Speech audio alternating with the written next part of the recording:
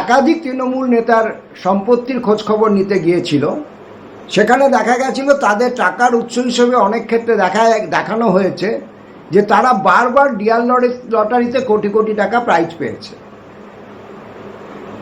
সুতরাং সামগ্রিকভাবে তৃণমূল কংগ্রেসের শাসন এবং ডিয়ার লটারির তৎপরতা পশ্চিমবঙ্গে পারস্পরিক একটা কোথাও অবৈধ অসাধু স্বার্থের সঙ্গে জড়িয়ে গেছিল, এ ব্যাপারে কোনো সন্দেহ নেই।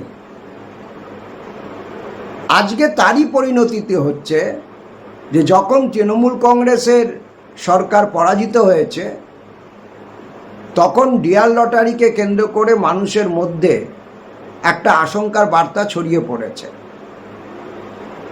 না হলে পারে ডিয়ার লটারিকে কেন্দ্র করে সাধারণ মানুষের আশঙ্কার কি থাকতে পারে রাজনৈতিক পালাবদলের সঙ্গে। অতীতে পশ্চিমবঙ্গে একাধিকবার রাজনৈতিক পালাবদল হয়েছে, কিন্তু তাতে কোনো বড় লটারি কোম্পানির আশঙ্কা উচাটন অবস্থা হয়েছে এরকম কিন্তু শোনা যায়নি। আর এই উচাটন অবস্থাটা কতটা গভীর তার প্রমাণ হচ্ছে যাদের কাছ থেকে ফ্র্যাঞ্চাইজি নিয়ে ডিয়ার লটারি চলে পশ্চিমবঙ্গ এবং সিকিমে, সেই নাগাল্যান্ড স্টেট লটারিজের কর্মকর্তা ডিরেক্টর তাকে পশ্চিমবঙ্গের কাগজে বিজ্ঞাপন দিয়ে বলতে হচ্ছে যে আপনাদের কোনো চিন্তার কারণ নেই, পশ্চিমবঙ্গে ডিয়ার লটারি যথারীতি চলবে, আপনারা নিশ্চিন্তে টিকিট কাটুন। আজকে যিনি মাননীয় মুখ্যমন্ত্রী শুভেন্দু অধিকারী, তিনি অতীতে ডিয়ার লটারির বিরুদ্ধে কামান্দে গেছিলেন। আমরা দেখতে চাইব যে শেষ পর্যন্ত ডিয়ার লটারির বিরুদ্ধে তারা কার্যকর কোনো পদক্ষেপ আইনি কাঠামোর মধ্যে নিয়ে উঠতে পারেন কি না। আমাদের অভিজ্ঞতার সংশয় কারণ আছে।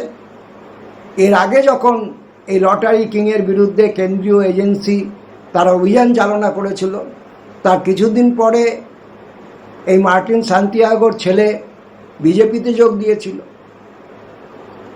এরপরে 1 বছর আগে কেন্দ্রীয় এজেন্সি বিজেপিতে যোগ দেওয়ার পরেও তার লটারি সাম্রাজ্যের বিভিন্ন অফিসে হানা দেয়।